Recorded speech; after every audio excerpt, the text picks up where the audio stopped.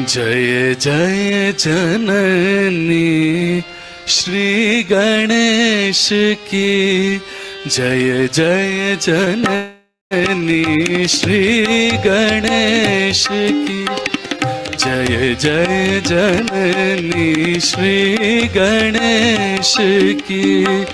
प्रतिमा पर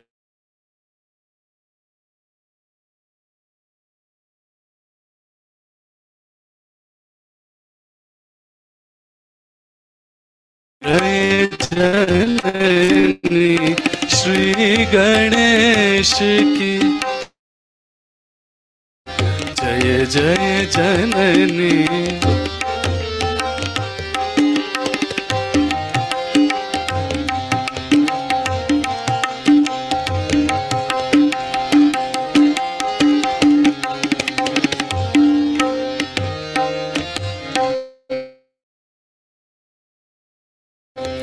जय गजवदन षडानन माता, जय गजवदन षडानन माता, जय जय जय जय माता। ध्यान दान की सुंदर प्रतिमा, ध्यान दान की सुंदर प्रतिमा, बनी वाहिनी शुभ संदेश।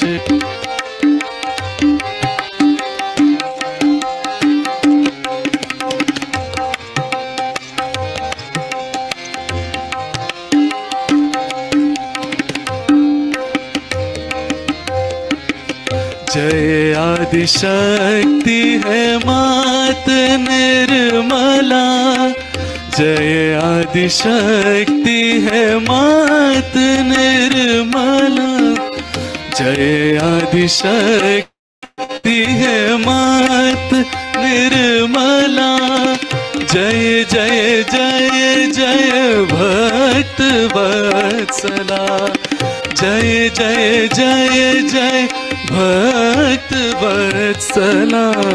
भक्ति दान दो भक्ति गम्या, भक्ति दान दो भक्ति गम्या, कीजिए कृपा निर्मल गणेश की, कीजिए कृपा निर्मल गणेश की।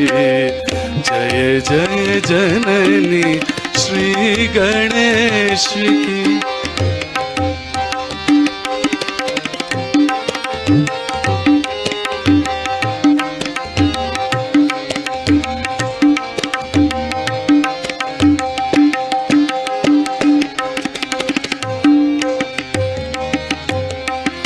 हे जगदम्बे मात भवानी,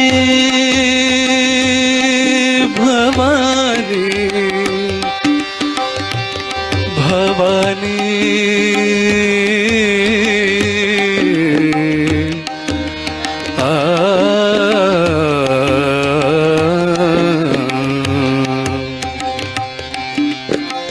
हे जगदम्बे मात भवानी, शुद्ध विद्या तव चरणन जानी, शुद्ध विद्या तव चरणन जानी।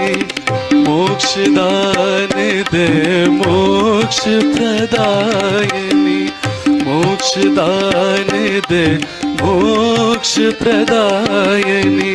तू विनाशिनी भव कलेश की, तू विनाशिनी भव कलेश की। जय जय जननी श्री गणेश की, जय जय जननी श्री गणेश की।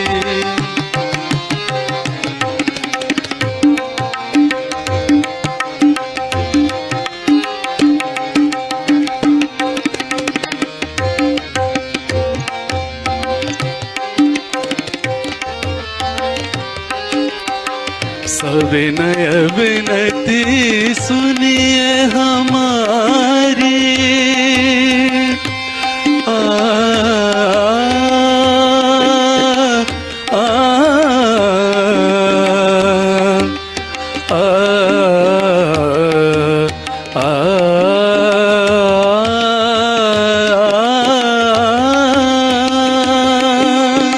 सविनय विनती सुनिए हमारी, मां निर्मल भोली अति प्यारी, मां निर्मल भोली अति प्यारी। मन अंतर में ज्योत जला दो, मन अंतर में ज्योत जला दो। चंद्र निभा ज्योति दिनेश की, चंद्र निभा ज्योति दिनेश की। जय जय जननी श्री गणेश की, जय जय जननी श्री गणेश की। प्रतिमा परमेश्वर परेश की, प्रतिमा परमेश्वर परेश की। जय जय जननी श्री गणेश की, जय जय जननी, जय जय जननी, जय जय जननी श्री गणेश की।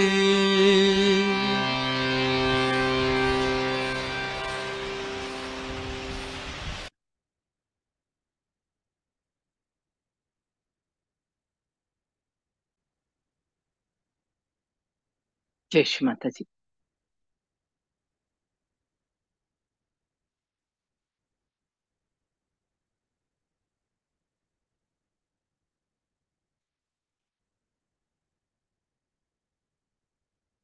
सभी का स्वागत है इस आनंद की यात्रा में। आनंद में कौन सा योग के माध्यम से श्री माता जी निर्मला देवी के आशीर्वाद के द्वारा योग की एक इतनी सुंदर विधि जो बिल्कुल सरल है। इसका नाम है सहज योग। सह मीन्स आपके साथ, जव मीन्स जन्मी शक्ति का उस सर्वव्यापी शक्ति से योग। और जैसा इसका नाम है उतना ही सरल और सहज भी, जिसे हर व्यक्ति कर सकते हैं। जिसे करने में कोई विशेष करने की कुछ भी जरूरत नहीं कि आज से आपको इस तरह के कपड़े पहनना होगा या इस तरह का खाना खाना होगा या ये छोड़ना होगा। जैसे है वैसे ही रहते हुए जीवन को और सुंदर और संतुलित ढंग से चलाने की कला है सहज योग। एक इतना सुंदर योग का तरीका और इतना अनमोल भी, जैसे कि खरीदा ही नहीं जा सकता, इसका मोल ही नहीं लगाया जा सकता, इसलिए पूरी तरह से विना मूल्य में, कहीं इसका कोई पैसा लिया दिया नहीं जाता है। आज सहयोग विश्व के करीब 180 देशों में फैला हुआ है, परंतु पूरी तरह से निःशुल्क। कहीं इसका कोई पैसा नहीं लेते हैं, क्योंकि काम ही इतना बड़ा है। यह कार्य प्रमाणित भी है, प्रमाणित इस तरह से कि जब आपके अंदर की शक्ति का जागरण होता है, जो आपकी अपनी व्यक्तिगत माँ है कुंडलिनी, जिसको जागृत करने के लिए ऋषि मुनि लोग हजारों साल तपस्या करते थे, वो श्री माता जी के आशीर्वाद से बहुत ही आसानी से जागृत हो जाती है। और जब जागृत होती है और उस सर्वव्यापी शक्ति से हम जुड़ते हैं, उससे हमारा योग होता है। तो उस शक्ति को अपने दोनों हाथों पर और सिर के ऊपर तालु भाग पर अनुभव कर सकते हैं। यह अनुभूति इतनी सुंदर है जिसका वर्णन हर धर्म में पहले से ही किया है। इसलिए आज सहयुग में सभी जाति, सभी उम्र, सभी धर्म, सभी उम्र और वर्ग के लोग जुड़े हुए हैं। तो हिंदू धर्म में आदि गुरु शंकराचार्य ने इसे सलीलम सलीलम ठंडे ठंडे चैतन्य के रूप में अपने सौंदर्य लहरी नामक ग्रंथ में वर्णन किया है। तो बाइबल में इसे cool breach of the Holi ghost कहा है। मुस्लिम धर्म में रूह तो पातंजल ने इसे रिदम्बरा प्रज्ञा और नानक साहब ने इसे अलख निरंजन कहा है। और भी बहुत सारे धर्मों में इसका नाम तो है, पर इस शक्ति को जागृत करना क्योंकि बहुत ही कठिन काम था, इसलिए कोई भी इसकी जागृति की बात नहीं करता है। सभी लोग कहते हैं थोड़ा पूजा पाठ व्रत उपास दुआ प्रेयर कर लो, परंतु ये घोर कलयुग है। कलयुग अपनी चरम सीमा पर है, और इस वक्त के बारे में पहले से ही वर्णित है कि जब कलयुग अपने चरम सीमा पर होगा तो जो संत साधु गिरी कंदराव में बैठकर ईश्वर की आराधना कर रहे हैं, वो हम आप जैसे साधारण व्यक्ति के रूप में जन्म लेंगे और इस शक्ति को जागृत करेंगे। जैसे पहले कहीं जाना हो तो बैलगाड़ी में जाते थे और महीनों लगते थे, परंतु अब हमें प्लेन में 1 घंटे में पहुंचाते हैं। इसी तरह से ये वक्त बहुत ही खास वक्त आया है, और हम आप जो बैठकर ईश्वर की चर्चा कर रहे हैं, योग की बात कर रहे हैं, ये कोई साधारण लोग नहीं है। ये वही संत साधु हैं जो गिरी कंदराओं में बैठकर तपस्या कर रहे थे। सहयोग को बड़े बड़े साइंटिस्ट और डॉक्टर्स भी मान रहे हैं, और काफी रिसर्च में लगे हुए हैं कि इस योग के माध्यम से अंदर की कॉस्मिक दिशा में क्या क्या चेंजेस आते हैं। काफी इसके ऊपर बुक्स भी लिखी हुई है। रशिया में सरकार ने इसको इंडिपेंडेंट थेरेपी के रूप में मान्यता भी दी है। तो बॉम्बे में सीबीडी बेलापुर में एक सहयोग का हेल्थ और रिसर्च सेंटर भी है। इस तरह से साइंस ने तो यह सब कुछ अब खोजा है, पर हमारा अध्यात्म तो बहुत ही गहन है। हम उसे पढ़ते नहीं है क्योंकि कठिन लगता है। पर हम भारतीय तो सबसे ज्यादा धनी लोग हैं, जिनके पास आध्यात्म की इतना बड़ा विशाल धन है, जिसमें कि सभी कुछ पहले से ही वर्णित है। माँ ने उसी चीज को सरल ढंग से अपने बच्चों के लिए प्रस्तुत किया है। जब भी ईश्वर देखता है मानव जाति परेशान है, तो किसी न किसी स्वरूप में इस धरती पर आता है। तो अभी एक ऐसे स्वरूप की आवश्यकता थी जो प्रेममय हो, करुणामय हो, हमारी सभी गलतियों के लिए क्षमा कर दे। तो श्री माता जी निर्मला देवी इस धरती पर पधारी, और उन्होंने कुंडलिनी शक्ति के जागरण का सहज और सरल तरीका बताया, जिसे हर व्यक्ति कर सकता है, और जिसे साइंस ने भी प्रमाणित किया है कि इस चैतन्य लहरियों को, इस वाइब्रेशंस को हम जहाँ उपयोग करते हैं, वहां इसका प्रभाव बहुत ज्यादा होता है। तो जब हमने ये योग बच्चों को कराया स्कूल कॉलेज हॉस्टल में जाकर, तो बच्चों के रिजल्ट तो अच्छे हुए ही, उनका ईक्यू आईक्यू सभी कुछ ठीक हुआ, ग्रास्पिंग पावर। पर जो सबसे बड़ी चीज थी बच्चों के अंदर मैंने देखी, वह थी संस्कार। ऐसे बच्चे इतने संस्कारिक होते हैं कि कभी भी गलत रास्ते नहीं जाते, गलत बात नहीं करते, गलत शब्द नहीं बोलते, यहाँ तक कि वो बड़ों का बिल्कुल इस तरह से आदर करते हैं जैसे बड़े उनके लिए भगवान हो।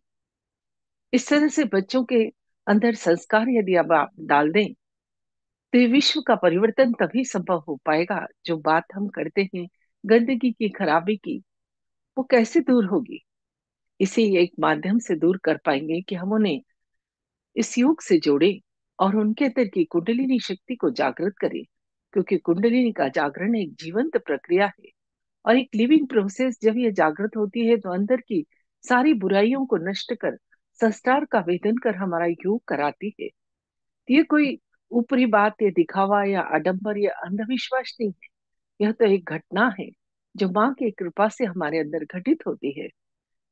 यही योग जब हमने गांव में जाकर कराया किसानों को, उन्होंने सहज कृषि की, मतलब बीजों को बोने के पहले श्री माता जी के समक्ष रखा, जल रखा, और ये चैतन्य जल और बीज खेतों में डाला, रोज फसलों को वाइब्रेशंस दिए, तो उनका ऐसा कहना था फसल बहुत अच्छी आने लगी, फसलों को कीड़ा नहीं लगता था, उस फसल की एक विशेष खुशबू रहती है।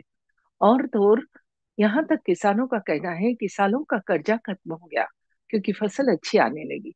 इसी तरह से डॉक्टर्स ने प्रयोग कर कर देखा, ऐसे पेशेंट पर जिनका की इलाज ही संभव नहीं था, ऐसे साइकोसोमेटिक डिसीज पर। तो जब उन्हें ध्यान भी कराया और दवाई भी दी, तो उनकी रिकवरी बहुत जल्दी होने लगी। साइंटिस्ट ने अपने ढंग से, तो गायकों ने अपने ढंग से अपने गायन में इसका प्रयोग कर कर देखा कि जब योग के बाद हम गाना गाते हैं तो आलाप बहुत ऊपर तक जाता है। जो जिस क्षेत्र से आया था उसने उस क्षेत्र में इन चैतन्य लहरियां, इन वाइब्रेशंस का उपयोग करा।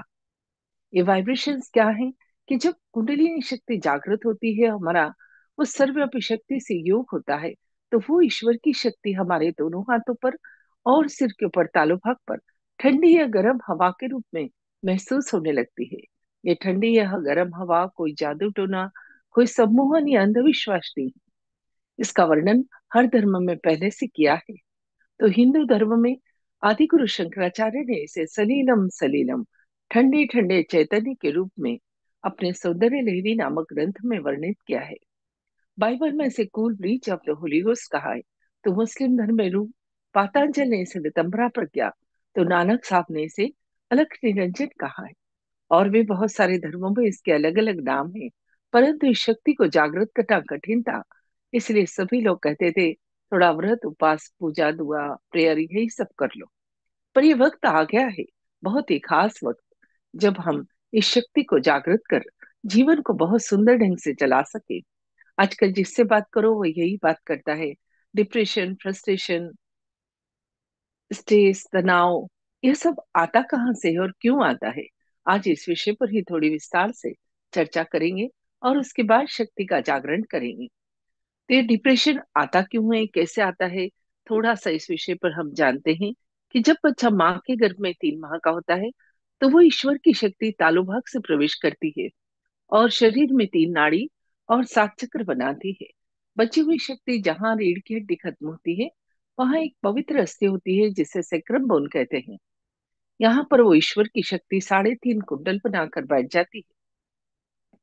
यह शक्ति कुंडल बनाकर बैठी रहती है, इसलिए इस शक्ति को कुंडलिनी शक्ति कहते हैं। ध्यान में अभी हम इस शक्ति को ही जागृत करेंगे।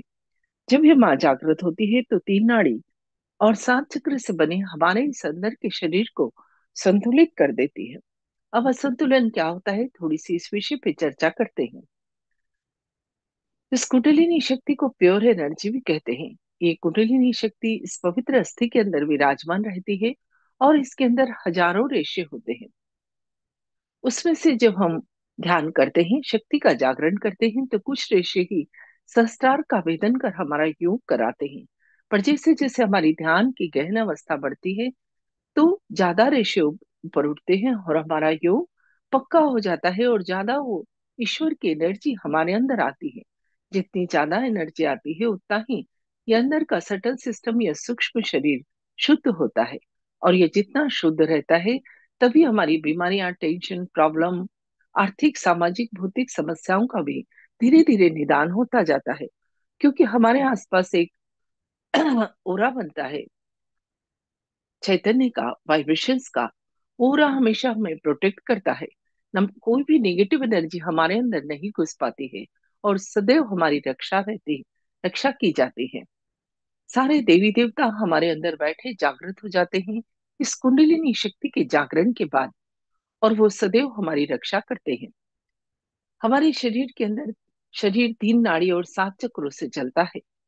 तो ये जो लेफ्ट साइड की नाड़ी है, इड़ा नाड़ी, जो आपकी स्क्रीन पर दिखाई जा रही है, इसे चंद्र नाड़ी भी कहते हैं, या साइंस में इसे लेफ्ट सिंपैथेटिक नर्वस सिस्टम कहते हैं। ये इड़ा नाड़ी चंद्र नाड़ी है, इसे तमोगुण की नाड़ी भी कहते हैं। ये हमारे पास्ट की है, भूतकाल की है। इसी के अंदर हमारा सारा भूतकाल संचित रहता है। और धार्मिक दृष्टि से देखें तो यहाँ पर महाकाली का स्थान है। महाकाली जब शांत स्वरूप में हो जाती है, तो लेफ्ट नाभि पर विराजमान होकर हमें आनंद प्रदान करती है। यह हमारी इच्छा शक्ति की भी नाड़ी है। कोई सा भी कार्य करने के पहले हम अपने लेफ्ट साइड से इच्छा करते हैं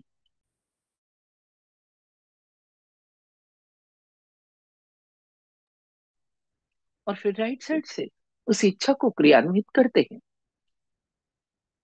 ये चंद्र नाड़ी है। जब हमारे मन में बहुत ज्यादा पास्ट के थॉट्स चलते हैं, पुरानी बातों को भूल ही नहीं पाते, उन्हीं दोहराते रहते हैं, हमेशा परेशान रहते हैं, उदास रहते हैं, खुद को कोसते हैं, अकेले रहना पसंद करते हैं, तो ये चंद्र नाड़ी धीरे धीरे और ठंडी पड़ जाती है।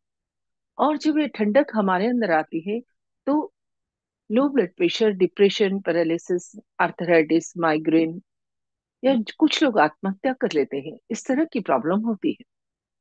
और बच्चे पढ़ाई करने बैठते हैं और उन्हें नींद आती है।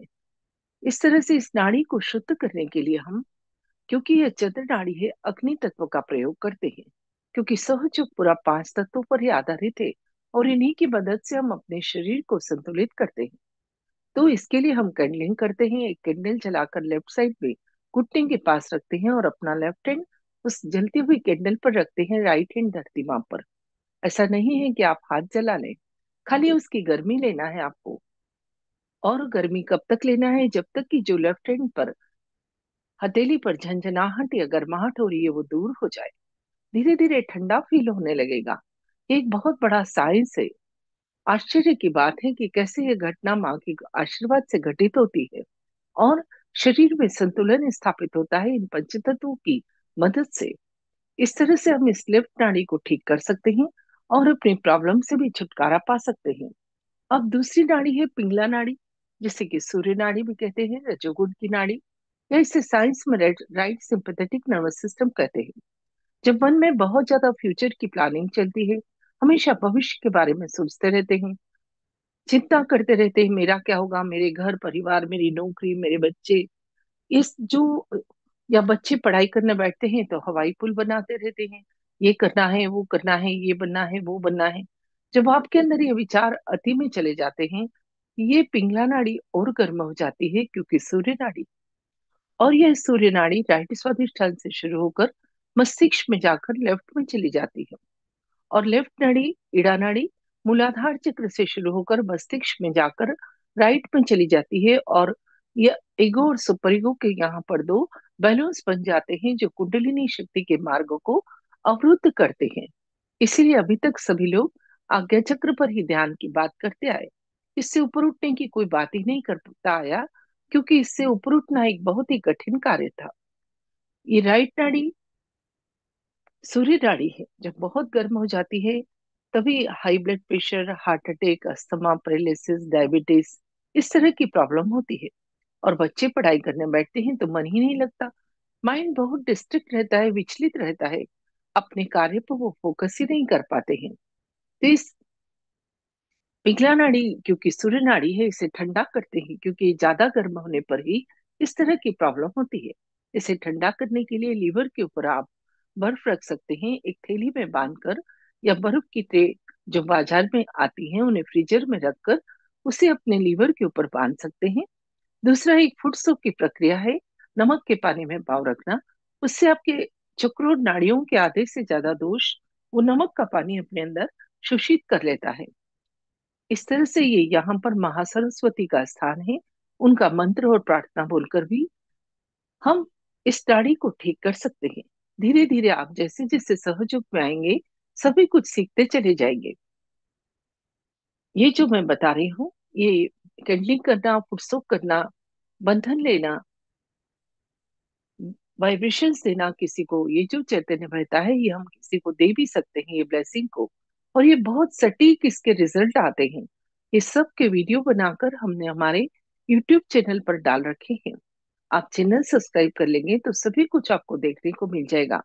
पर आपको एक बात बता दें कि यह प्रोग्राम पूरी तरह से फ्री ऑफ चार्ज है। हमारे चैनल पर भी एडवर्टाइज का मोड बंद कर रखा है, ताकि इस परम कार्य में कहीं कोई विघ्न बाधा नहीं आए। अब आते हैं मध्य नाड़ी, सुषुम्ना नाड़ी पर, जिसे कि पैरासिम्पथेटिक नर्वस सिस्टम भी कहते हैं साइंस में। यह नाड़ी महालक्ष्मी की नाड़ी है, जो हमें उत्थान के पथ पर आगे बढ़ाती है। और ये प्रेजेंट की, ये वर्तमान की नाड़ी है। कुंडलिनी शक्ति का जागरण इसी रास्ते से होता है। जब ये नाड़ी जागृत हो जाती है तो व्यक्ति का अटेंशन स्थिर हो जाता है, वर्तमान में आ जाता है, वो अपने कार्य पे फोकस कर पाता है। आप यदि प्रेजेंट में हैं तो आप प्रसन्न चित्त रहेंगे, क्योंकि परेशानी यही है कि जो नहीं मिला है उससे दुखी है, और जो मिलेगा कि नहीं मिलेगा उसको लेके हम सदैव चिंतित रहते हैं। जब अटेंशन प्रेजेंट में आ जाता है तो बीमारी तो आपकी आपो आप ही चली जाती है, क्योंकि बहुत सारी बीमारियों की जड़ हमारा चित्त ही है, और हमारा परेशान रहना ही। तो जब माइंड प्रेजेंट में है तो बच्चे भी अपने कार्य पे फोकस करने से उनके रिजल्ट बहुत अच्छे आते हैं। इस तरह से जहां हम जाते हैं लोग हमें पसंद करते हैं, क्योंकि हमारे अंदर से पॉजिटिव एनर्जी निकलती है। ऐसा व्यक्ति कभी नेगेटिव बात नहीं करता, कभी परेशान नहीं होता, हमेशा खुश और प्रसन्न रहता है। तो आज इस तरह से हमने नाड़ियों के बारे में जाना।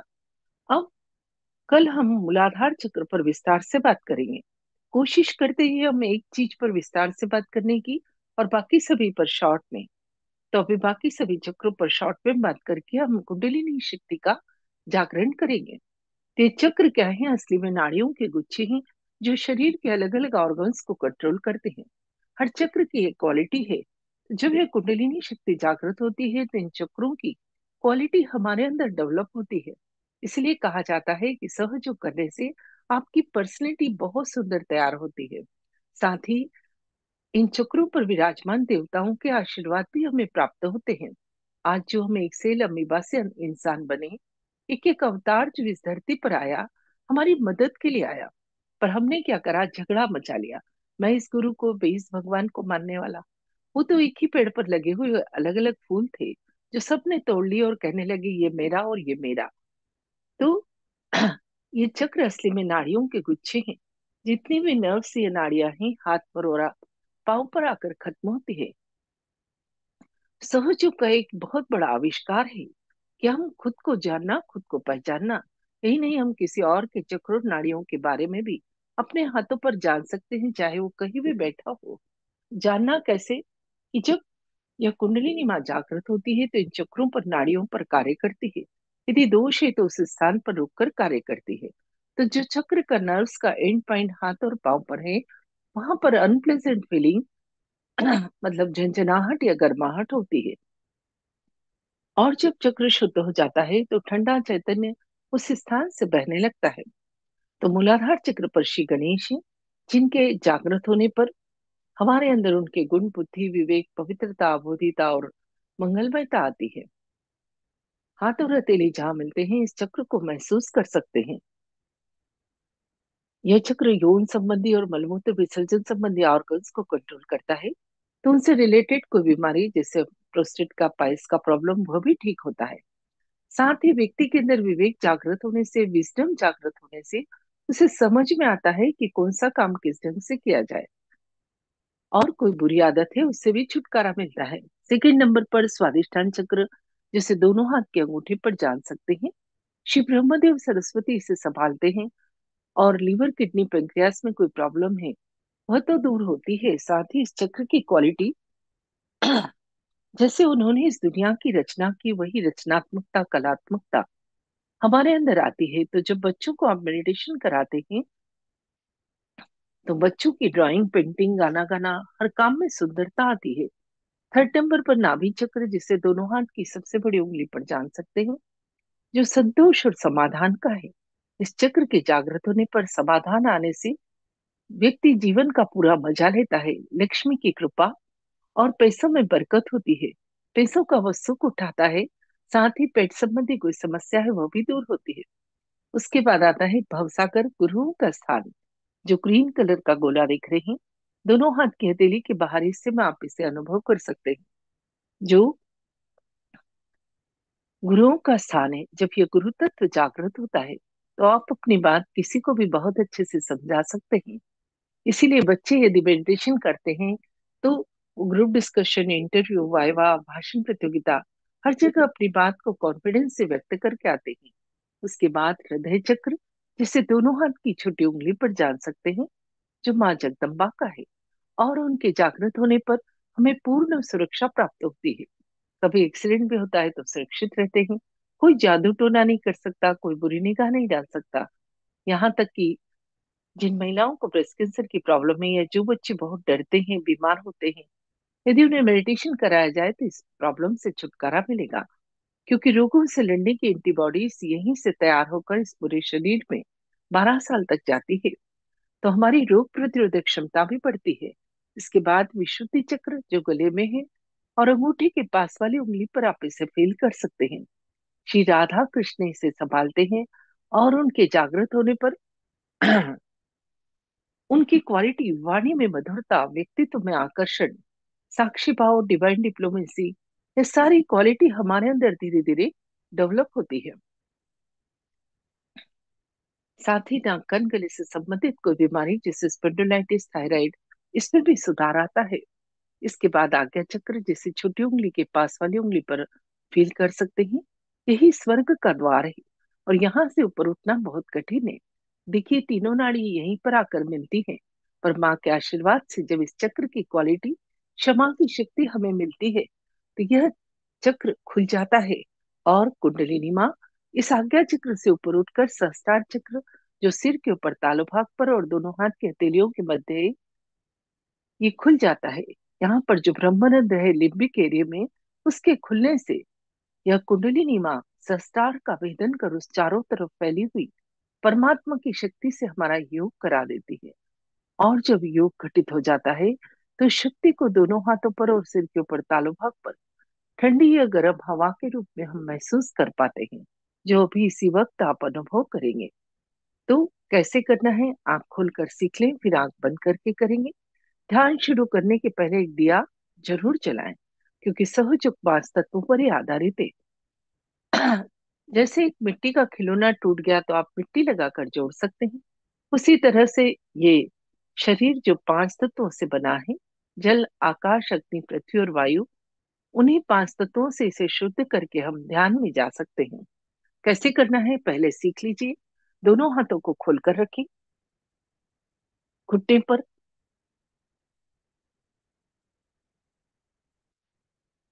अब अपना सीधा हाथ या राइट हैंड धरती मां पर रखें, हथेली को चिपकाकर जो ऊपर बैठे हैं साइड में छोड़ दें। अब हाथ फिर से घुटने पर, दोनों हाथ। अब अपना लेफ्ट हैंड या बायां हाथ कोहनी से मुड़कर आकाश की तरफ करते चलिए साथ साथ। फिर आंख बंद करके करेंगे। फिर दोनों हाथ धरती मां पर जो ऊपर बैठे हैं साइड में छोड़ दें। नहीं तो दोनों हाथों की हथेलियों को धरती पर चिपका कर रखें। फिर सीधा हाथ हृदय पर, राइट हैंड को हार्ट पर रखें जहां धक धक आवाज आती है। अब यही हाथ अपने कपाल पर रखें जहां बिंदी लगाते हैं, और थोड़ा सर झुकाएंगे। अब यही हाथ सर के पीछे, थोड़ा गर्दन पीछे। अब यही हाथ सिर के ऊपर तालू पर। थोड़ा सा देख लीजिए, ये हथेली की चमड़ी से सिर की चमड़ी को 7 बार घुमाएंगे, जिस तरह से घड़ी का कांटा घूमता है। और वहीं पर हाथ ऊंचा करके उस शक्ति को फील करेंगे। थोड़ा आगे पीछे, थोड़ा दाएं बाएं, और तालू से ऊपर नीचे कर कर देखेंगे। फिर दूसरे हाथ से भी चेक करेंगे, और फिर दोनों हाथ आकाश की तरफ, गर्दन पीछे। यहाँ पर एक प्रश्न पूछेंगे। बस इतना ही करना है। जैसा इसका नाम है वैसा ही कार्य, एकदम सरल, एकदम सहज, जिसे हर व्यक्ति कर सकता है। तो भी आपकी स्क्रीन पर श्री माता जी का फोटो आ रहा है। वो फोटो बहुत खास है। फोटो कहीं बाजार में बिक्री नहीं होता। उस फोटो से निकलने वाली चैतन्य की किरणें ही हमारी कुंडलिनी शक्ति के जागरण में हमारी मदद करती है। तो अभी आपकी स्क्रीन पर श्री माता जी का फोटो आ गया है। इस फोटो का एक विशेष आकार प्रकार है, एक विशेष कोफिशिएंट है। इससे निकलने वाली रेस ही हमारी कुंडलिनी शक्ति के जागरण में हमारी मदद करती है।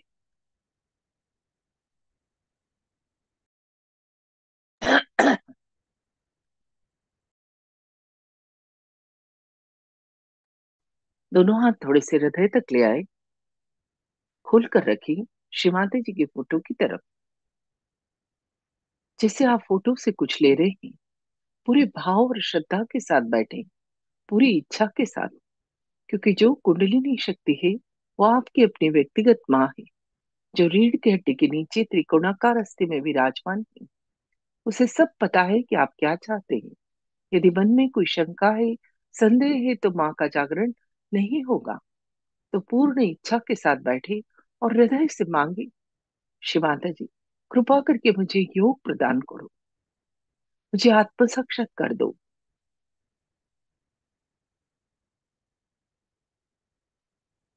धीरे धीरे आंखें बंद, पीठ सीधी, और दोनों हाथ घुटने पर खुले हुए, चित्त पूरा शांत। ये बहुत ही विशेष समय है, अपनी ही प्रार्थना से अपनी ही शक्ति का जागरण।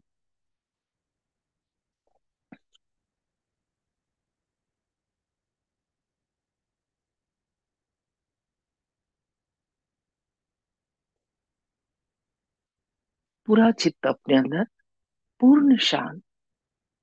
विचारों से भी कह दें थोड़ी देर के लिए आप जाओ। पूरी तैयारी के साथ बैठे, तन और मन दोनों की।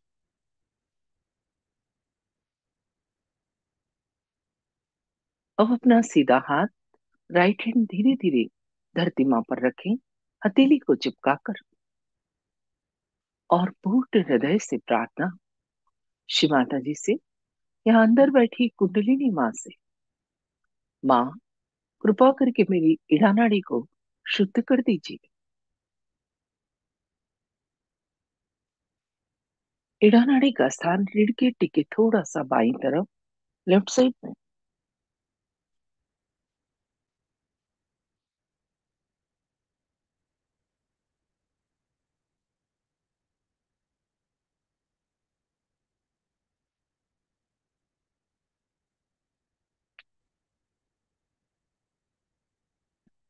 यहाँ पर प्रार्थना करेंगे।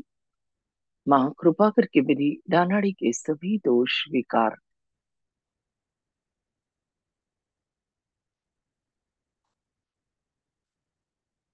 अशुद्ध इच्छाएं,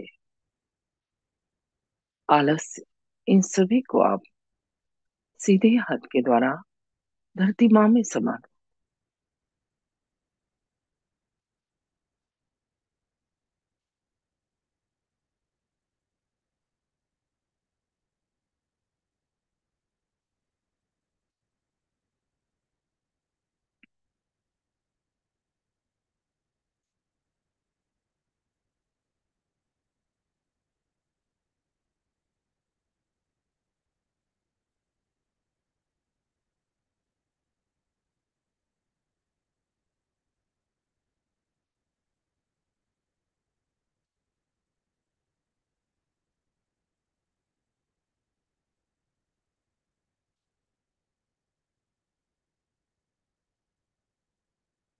किसी किसी को महसूस हो सकता है कि राइट हैंड से कुछ निकलकर धरती में जा रहा है और लेफ्ट हैंड पर कुछ फील हो रहा है।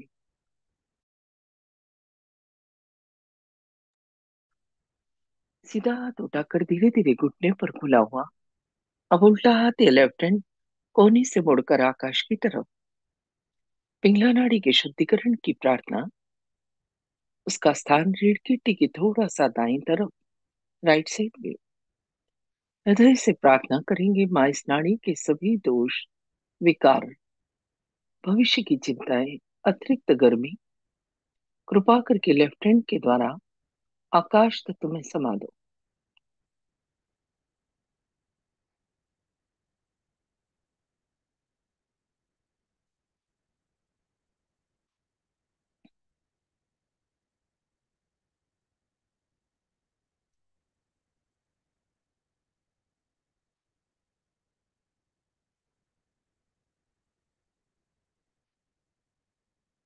हाथ धीरे धीरे वापस घुटने पर, अभी दोनों हाथ धरती माँ पर।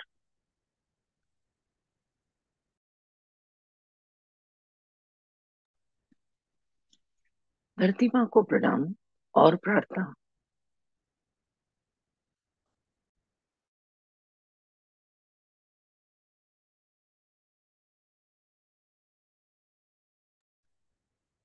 हे धरती माँ, अभी भी मेरी दोनों नाड़ियों में यदि कोई दोष बाकी है तो कृपा करके आप अपने अंदर शोषित कर लो।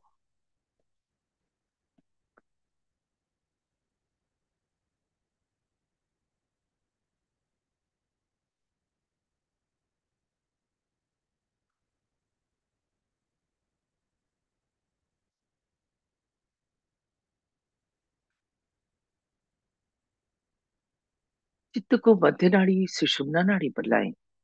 उसका स्थान रीढ़ की हड्डी के मध्य में।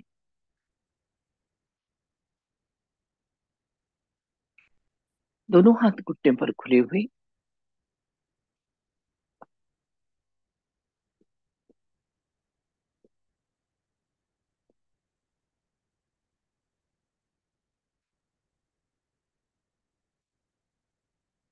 प्रार्थना करेंगे, श्री माता जी कृपा करके मेरी सुषुम्ना नाड़ी को जागृत कर दो, मुझे वर्तमान में ले आओ।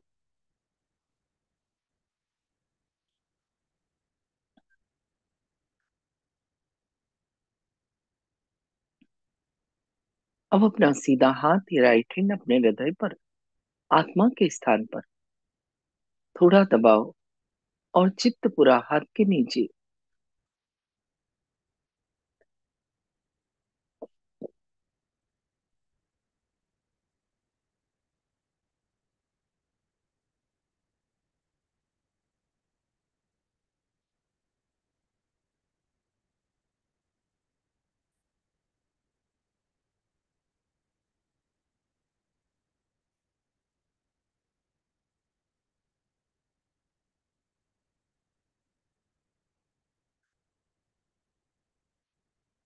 यहाँ पर कहें, शिव माता जी, ये शरीर मन बुद्धि अहंकार कुछ भी नहीं, मैं सिर्फ आत्मा हूँ। और जब मैं आत्मा हूँ तो मैं निर्दोष भी हूँ। आत्मा में कोई खराबी नहीं होती। पूर्ण विश्वास के साथ कहें, माँ में शुद्ध आत्मा हूँ। जब आप इस तरह से कहते हैं तो अंदर बैठी कुंडलिनी माँ बहुत प्रसन्न होती है और जागृत होने के लिए तैयार होती है।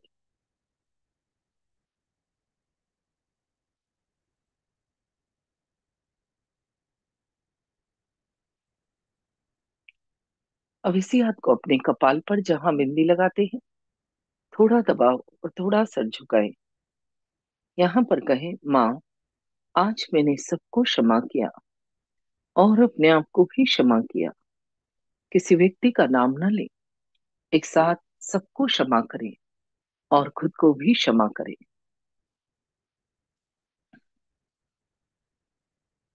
जब हम क्षमा करते हैं तो वो परमात्मा देखता है जिसने भी गलती की है।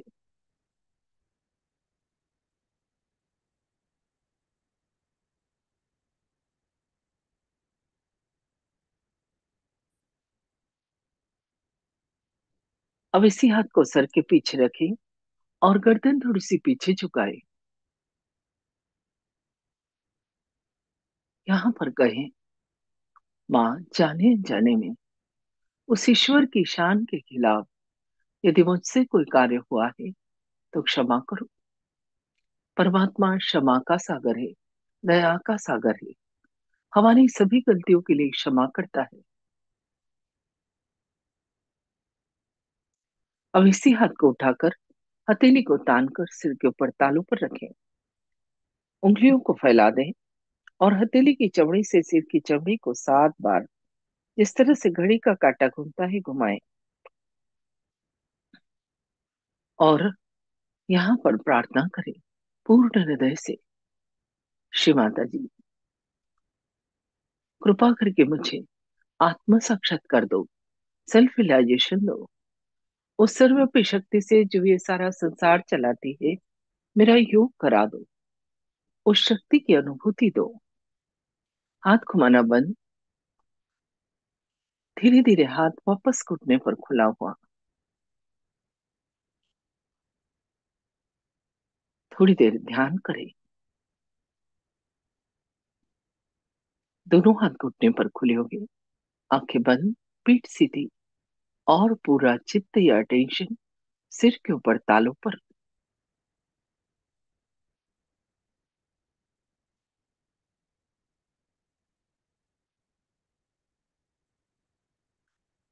विचारों को सिर्फ देखें और उन्हें क्षमा करते जाएं।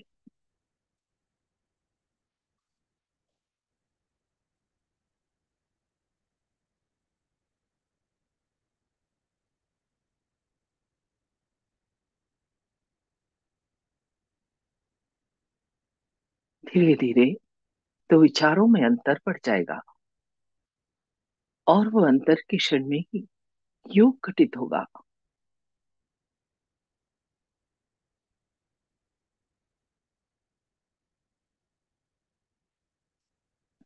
तो विचारों के बीच विलंब का क्षण ही महत्वपूर्ण है।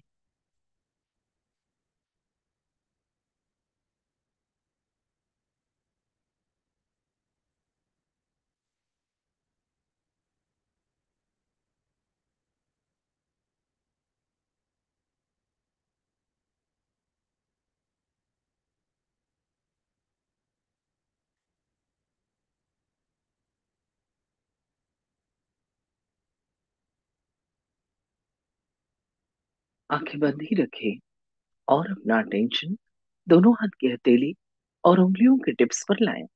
खाली अनुभव करना है, क्या महसूस हो रहा है। हाथों में ठंडा या फिर गर्म, उंगलियों के टिप्स पर कुछ झंझनाहट, हथेली में कुछ गोल घूमता हुआ या हाथ भारी हो गए हों, ऐसा कुछ भी दोनों हाथ में या एक हाथ में महसूस होगा। ये जो अनुभव हो रहा है ये इस बात का प्रमाण है कि हमारी शक्ति का जागरण हो गया और उस ईश्वर की निराकार शक्ति हमारे दोनों हाथों पर और सिर के ऊपर तालु भाग पर ठंडी या गर्म हवा के रूप में महसूस होने लगी है। ये इस बात का प्रमाण है कि हमारा योग घटित हो गया।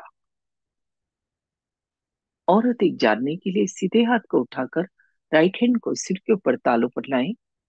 हाथ को बालों से 4-5 इंच ऊपर और अनुभव करें तालू से निकलती हुई ठंडी या गर्म हवा हथेली को छूती हुई। बहुत ही सूक्ष्म घटना है, ध्यान से अनुभव कीजिए। कंफर्म करने के लिए हाथ थोड़ा तालू से आगे पीछे, क्योंकि एक निश्चित जगह से ही अनुभव होगा। तालू से निकलती हुई ठंडी या गर्म चैतन्य लहरी हथेली को छूती हुई। थोड़ा दाएं बाएं और तालू से ऊपर नीचे कर कर देखें। किसी किसी को बहुत ऊपर तक ठंडक का अनुभव होता है। अभी हाथ नीचे ले आए, दूसरे हाथ से चेक करें। हाथ को तालू से 4-5 इंच ऊपर बालों से और अनुभव करें उस वाइब्रेशंस को या चैतन्य को। थोड़ा आगे पीछे करके, थोड़ा दाएं बाएं करके और तालू से ऊपर नीचे कर कर देखें। अभी दोनों हाथ आकाश की तरफ, गर्दन पीछे, और एक प्रश्न पूछे, माँ क्या यही वो शक्ति है जो सारा संसार चलाती है? क्या यही परमात्मा के प्रेम की शक्ति है? क्या यही डिवाइन पावर है? उत्तर में आपके हाथों पर और स्पष्ट अनुभूति होगी। मतलब जो अनुभव हो रहा था वो बढ़ जाएगा। ये इस बात का प्रमाण है कि आपका प्रश्न सही है। हाथ धीरे धीरे वापस नीचे, कुछ सेकंड शांत और अपने अंदर देखिए इस समय की स्थिति को। क्या मन शांत है, प्रसन्न है, विचार कम है? यदि इसका उत्तर हाँ है तो दोनों हाथ जोड़ ले। अंदर बैठी कुंडलिनी माँ और श्री माता जी को धन्यवाद स्वरूप प्रणाम करें। जय श्री माता जी। जिन्होंने भी आज पहली बार ज्वाइन किया या कुछ दिनों से आ रहे हैं, मेरी सभी से रिक्वेस्ट है लगातार इस सेशन को तब तक अटेंड करें जब तक कि चक्रों और नाड़ियों का ज्ञान और चैतन्य वाइब्रेशंस की अनुभूति नहीं हो जाती। उसके बाद आप हमारे गहन ध्यान का सेशन अटेंड कर सकते हैं, जिसकी जानकारी अभी आपको दी जाएगी। जय श्री माता जी। जय श्री माता जी सभी को। जो भी साधक आज पहली बार जुड़े हैं, आपसे विनती है कि कुछ दिन इस सेशन को आप ज़रूर देखें। धीरे धीरे सभी चक्रों और नाड़ियों की जानकारी आपको मिलेगी और इसी के साथ आपकी अनुभूति भी बढ़ेगी। नए साधकों के लिए आत्म साक्षात्कार के कार्यक्रम रोज़ दिन में 3 बार इसी यूट्यूब चैनल पर लाइव रहते हैं। पहला कार्यक्रम सुबह 8 बजे, दूसरा दोपहर 4:15 और तीसरा रात 7:45 बजे। अपनी सुविधा अनुसार आप कोई सा भी कार्यक्रम अटेंड कर सकते हैं। सुबह 8 बजे और दोपहर 4:15 बजे के कार्यक्रम के बाद, ध्यान के बाद, आप अपने प्रश्न भी हमसे यूट्यूब पर लाइव चैट में पूछ सकते हैं या जूम मीटिंग ज्वाइन करके डायरेक्ट बात भी कर सकते हैं। आप चैनल सब्सक्राइब कर लेंगे तो रोज़ होने वाले कार्यक्रम की लिंक आपको ईजिली मिलती रहेगी। इसी के साथ इस चैनल पर हमने बहुत से ट्यूटोरियल वीडियोस, वर्कशॉप के वीडियोस, चक्रों और नाड़ियों की जानकारी के वीडियोस भी अपलोड किए हैं, जिन्हें देखकर आप सहजयोग की पूरी जानकारी ले सकते हैं। जिन साधकों को कुछ समय हो गया है, आप चाहें तो रोज़ 5:30 बजे गहन ध्यान का कार्यक्रम भी इसी यूट्यूब चैनल पे होता है, उसे भी अटेंड कर सकते हैं। सभी साधकों से विनती है, सुबह शाम 5 से 10 मिनट ध्यान ज़रूर करें। रोज़ फुट सोकिंग करें, श्री माता जी के प्रवचन सुने और सप्ताह में कम से कम एक बार सामूहिक ध्यान के लिए आप अपने अपने शहर या गांव के सेंटर पर ज़रूर जाएं। सेंटर कहाँ और कितने बजे लगता है, इसकी जानकारी आप ऑनलाइन देख सकते हैं या हमसे भी पूछ सकते हैं।